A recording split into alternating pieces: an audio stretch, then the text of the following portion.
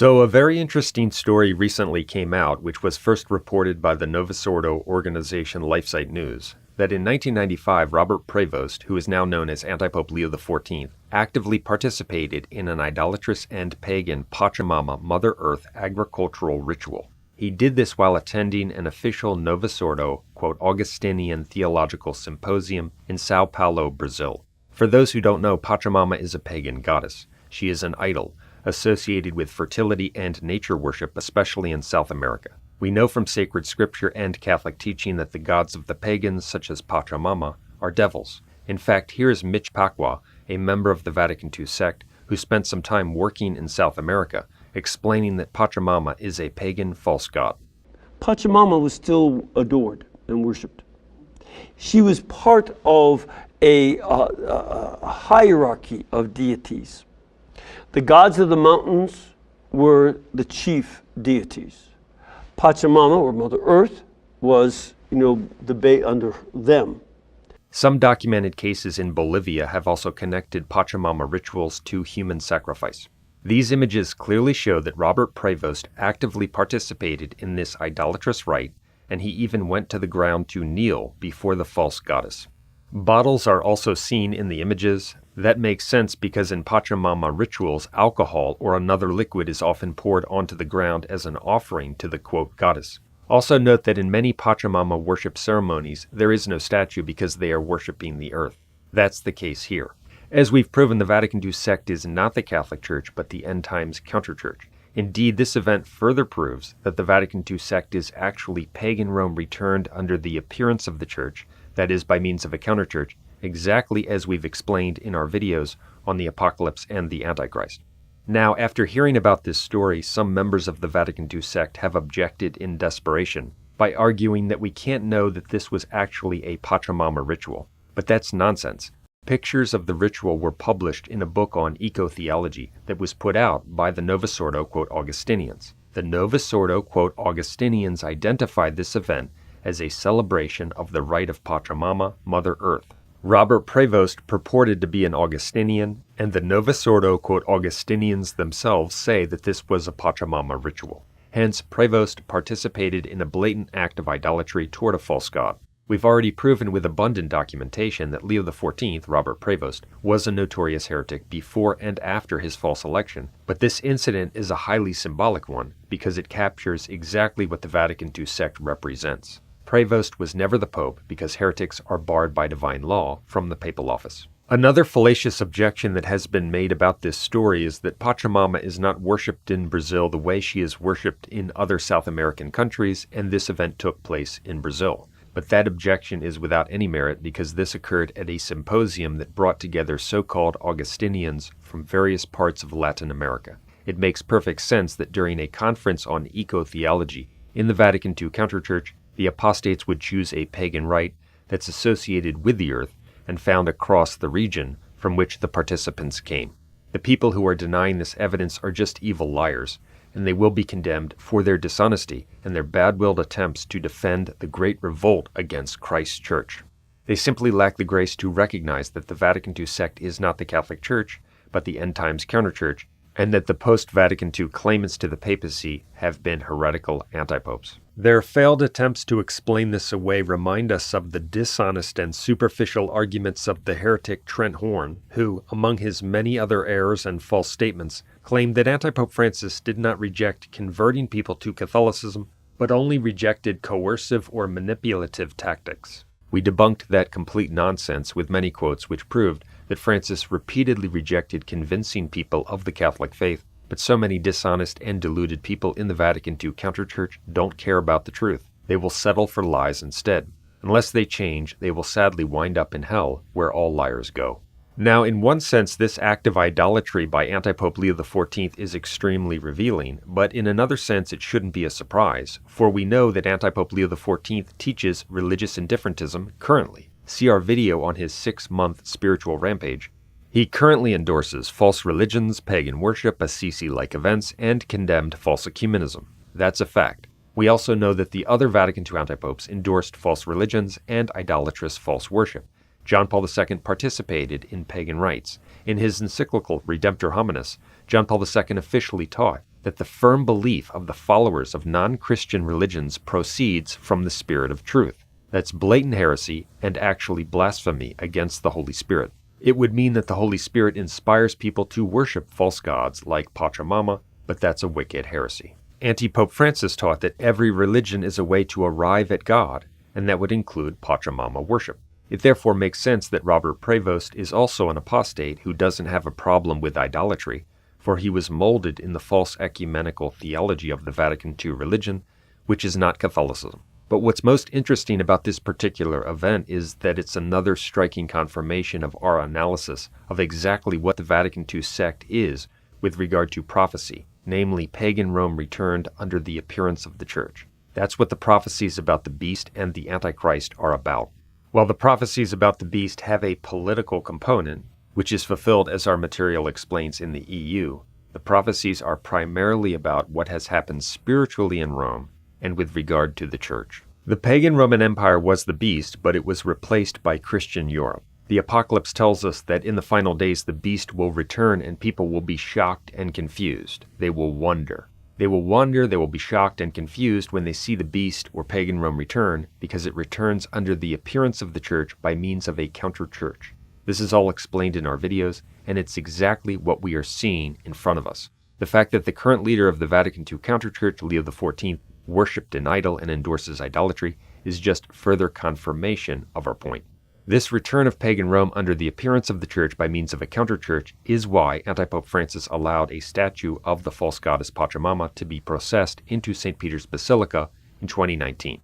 You know, the introduction of these statues of Pachamama into the Synod on the Amazon is something that is a major scandal. We are forbidden to have idols. We are forbidden to worship other gods. And some officials tried a little dance of their own, saying, well, it's a symbol of fertility and motherhood. Knock it off. We're not stupid. This is an idol. And here's the fruit. You know, we talk about wolves in sheep clothing and bad fruit. The Bishops' Conference of Italy has a mission office, and they publish in there a prayer to the Mother of Earth of the Inca peoples, to Pachamama. And it quotes, this is what the prayer reads: Pachamama of these places, drink and eat as much as you like of these offerings, so that this land may be fruitful. Pachamama, good mother, be propitious. Stop! You're talking about making an offering to a goddess. In 2016, we showed that the head of the Vatican II sect's Council for Culture participated in the worship of Pachamama. In 2019, Francis's Christmas concert included a Pachamama catechesis. Those are all examples of how the prophecy has been fulfilled. However, the most important and precise fulfillment of the prophecy about the return of the beast / pagan Rome under the appearance of the Church was the life, death, and veneration of Anti-Pope John Paul II, who was the image of the beast. The evidence for this is overwhelming and extremely specific. We want to play a few sections from our other videos that contain some of this powerful evidence for those with eyes to see. Much more detail is found in our full videos. The first section is from our video Apocalypse Now in the Vatican, and it explains why the image of the Antichrist, the one who is wounded and has his image honored, must be officially venerated after the Antichrist's death rather than while he is alive, because it must parallel what happened in the pagan Roman Empire. Now, in the pagan Roman Empire, emperor worship was practiced. In various ways, certain Roman emperors were treated as if they were divine. However, it's extremely important to note that in the capital itself, that is at Rome itself, in the official state cult, an emperor could only receive divine worship after he had died. This is crucial in understanding an aspect of what's happening in the Vatican now, and how it fulfills prophecy about the return of the beast that was. Here are a few quotes on this point. In a commentary on the Book of Revelation, Grant Osborne notes, quote, "While the Greeks gave divine status to living rulers, the Romans traditionally did not declare their emperors gods until after their deaths. However, this was more the case in Rome itself," end quote. As Stephen Friesen says in a book on imperial cults and the Apocalypse of John, quote, "The Roman divus system in which good emperors were divinized after death by vote of the Senate," end quote. Also, as Itai Gradel writes in Emperor Worship and Roman Religion, quote, "Official policy in the state cult of the capital where an emperor could receive divine worship only after he had died," end quote. Consider this carefully. It's extremely significant in understanding how the Vatican II sect fulfills prophecy about the beast. Although in the Roman Empire certain living Roman emperors were at times given what was tantamount to divine honor in private or unofficial cults, in the official state cult at Rome itself, the emperors could not receive divine worship until they went through a special so-called deification ceremony after death. Let me repeat that. Pagan Rome, the beast that was, would, quote, deify pagan Roman kings in a special ceremony after their deaths. And only then could those deceased pagan Roman kings receive, in their view, a special spiritual status. Well, many have been shocked and wondering about the rather strange phenomenon that despite all of the scandals, evils, and bad fruits following Vatican II, John the 23rd, Paul VI, and John Paul II have been, quote, canonized by the Vatican II sect, all within a relatively short period of time, even though in the true Catholic Church only 2 popes in the past 500 years, Pius X and Pius V, were canonized. Because what we're seeing now, of course, is the canonization, not of individuals, but the canonization of the entire revolution of Vatican II. They're using canonization, the process of canonization, to make heroes of revolutionaries. Thomas More, John Fisher, Edmund Campion, all martyrs for the faith. It took 400 years for them to be canonized. And today, well, I remember Paul VI. When I was a kid, he was the Pope. Wasn't that long ago. They're just flying through these now, just pumping these guys out.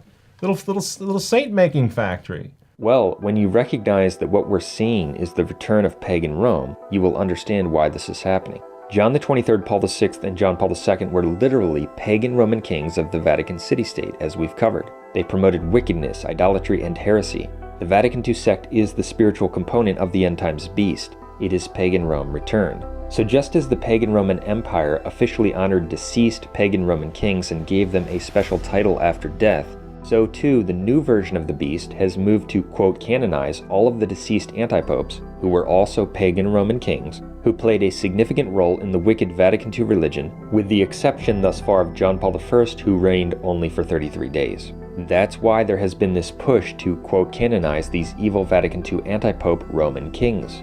It's a clear fulfillment of the prophecy about the return of the beast that was pagan Rome. It shows that we are living through the time of the end times beast. Now let me be very clear, I am not saying that a true Catholic canonization is idolatrous at all, or that it means that the person canonized is regarded as divine. Of course not. A true canonization by a valid pope means that the saint is to be venerated or honored as a holy person in heaven, not that the saint is considered God or divine. But during the Great Apostasy, the end times beast and the counter-church have taken possession of the church's physical structures and occupied the temple of God. Thus, they attempt to hijack the church's process to impose evil and paganism. Consequently, the beast conducts false canonizations for its own evil ends. False canonizations thereby become a means by which the end times beast causes people to honor wicked pagan Roman kings, just as the pagan Roman Empire at various times caused people to honor wicked pagan Roman kings. However, in the case of John Paul II, when people accept him as a saint, they are not only implicated in his general wickedness, heresies, and idolatry, but they actually endorse his claim that he and everyone else is God. That's because John Paul II officially and repeatedly preached that every man is God. To accept him as a saint, therefore, is to endorse the claim that a deceased pagan Roman king is God, exactly as it happened in the beast that was. That's why John Paul II is singled out in the Apocalypse. That's why his wounding is mentioned. He is the image of pagan Rome. He introduced the World Historic Assisi prayer meeting, where the leaders of all the major false religions of the world were gathered together to pray for the first time. This matches precisely what is stated in 2 Thessalonians 2 about the man of sin being above and across from every so-called god or object of worship. For more on that, see our video, The Antichrist Identified. This next section deals with a very interesting and striking example of how John Paul II specifically represented the return of the beast, or pagan Rome. Now consider this. The historic transformation of the pagan Roman Empire into a Christian one, that is, the wounding of the beast, began with Constantine and his famous victory over Maxentius at the Milvian Bridge in 312. This was one of the most important events in human and Christian history. On the eve of this battle, Constantine received a vision in which he saw the sign of Christ and the cross and the words, "In this sign you will conquer." Later on that day, Constantine received another vision in which Jesus Christ instructed him to use his sign in battle. Pay special attention to the date. On October 27th, they were poised to invade the city of Rome. Constantine camped here, 9 miles north of Rome. His army was outnumbered 4-1. So he prayed to God for help. And here in this field, he had a vision that changed the course of history.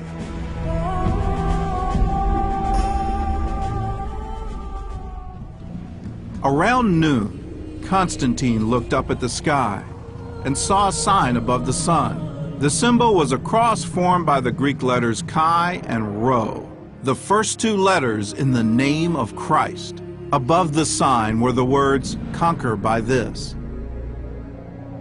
That night, the strange sign appeared again. Constantine said that in his sleep, the Christ of God appeared to him and instructed him to use the sign as a standard in battle. Constantine received the sign in which he would conquer the pagan Roman beast on October 27th in the year 312. On the same day, Jesus Christ appeared to him.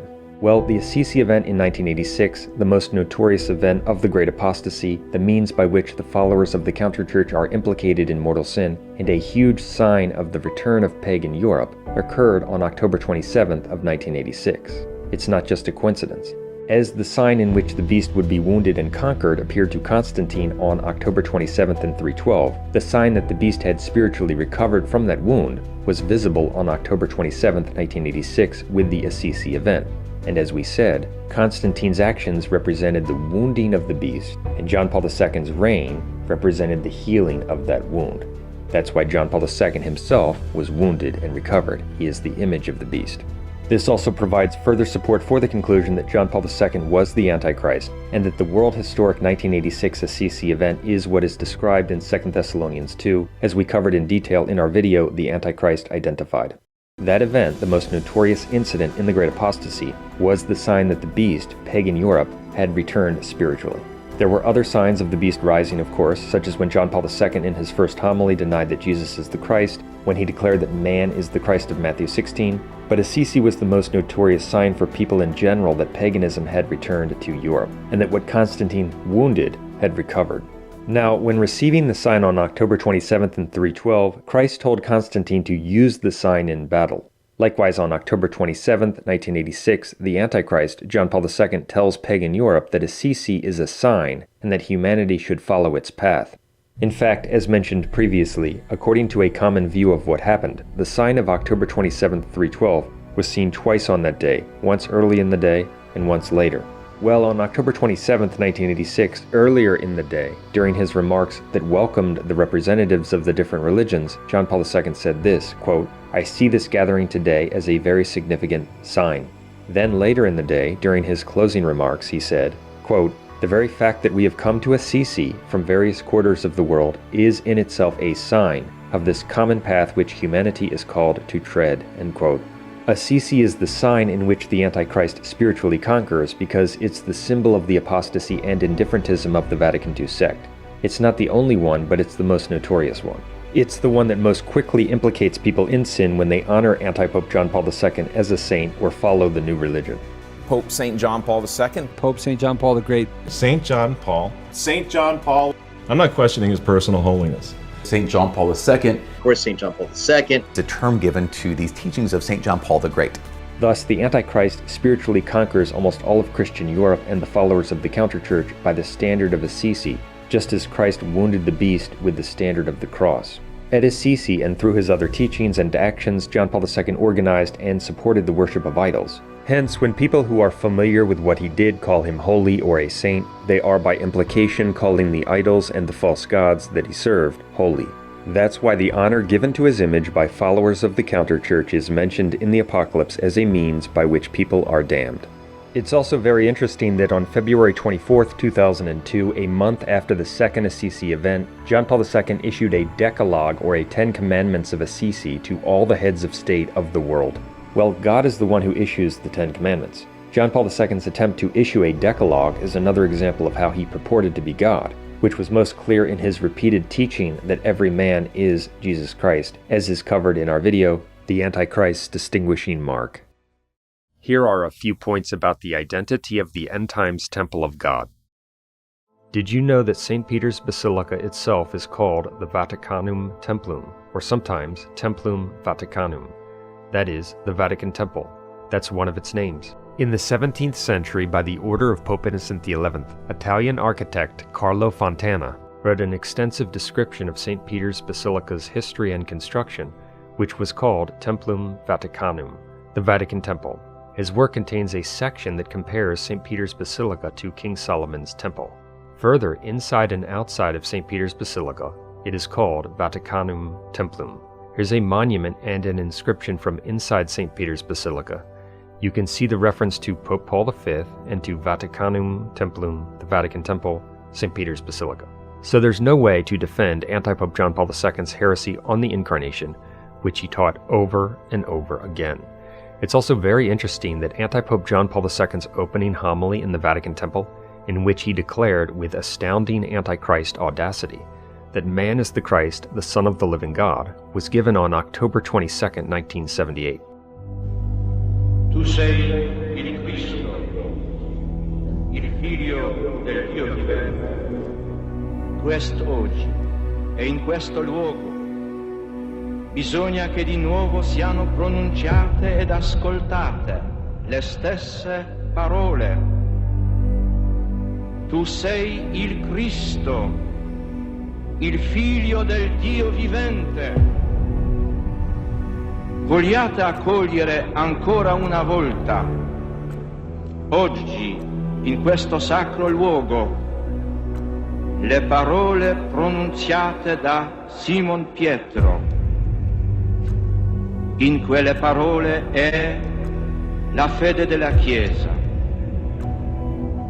In quelle stesse parole è la nuova verità, anzi ultima e definitiva verità sull'uomo, il Figlio del Dio vivente. Tu sei il Cristo, Figlio del Dio vivente. Well, October 22nd was the date of perhaps the most important dogmatic definition about the person of Jesus Christ in church history. The definition of faith at the Council of Chalcedon in 451 declared that Jesus Christ is one divine person with two natures. It was promulgated on October 22, 451, and it became part of the law of the empire, like various other acts of ecumenical councils in the Christian Roman Empire. So, one of the key signs that pagan Rome had returned under anti-Pope John Paul II, the sixth king of the Vatican City-State, was his bold and blasphemous contradiction of perhaps the most important dogmatic definition of the Church concerning Jesus Christ's identity. So, what the Christian Roman Empire had officially proclaimed about Jesus Christ on October 22nd, John Paul II officially tried to undo on the same date, October 22nd, another fulfillment of the prophecy about the return of the beast. But again, the beast returns under the appearance of the church by means of an anti-pope and a counter-church. If you cannot see the connections in light of this evidence, then you are simply lacking in insight, to put it nicely. So all the people who think that the Antichrist is still to come are wrong. People are venerating the Antichrist right now after his death because in the beast, pagan Rome, the emperors were officially venerated after their deaths. In fact, so many people are deceived and wrong about the end times that even many people who are highly critical of what has occurred after Vatican II still venerate the Antichrist without realizing it. That is, John Paul II, to their damnation. For much more on these points, see our videos Apocalypse Now in the Vatican, the Temple of God and the Antichrist located, the Antichrist distinguishing mark, the Antichrist conquers in this sign, and more. The Catholic Church still exists, but it's not the Vatican II sect. To be a true Christian and be saved, one must be a traditional Catholic, as our material explains.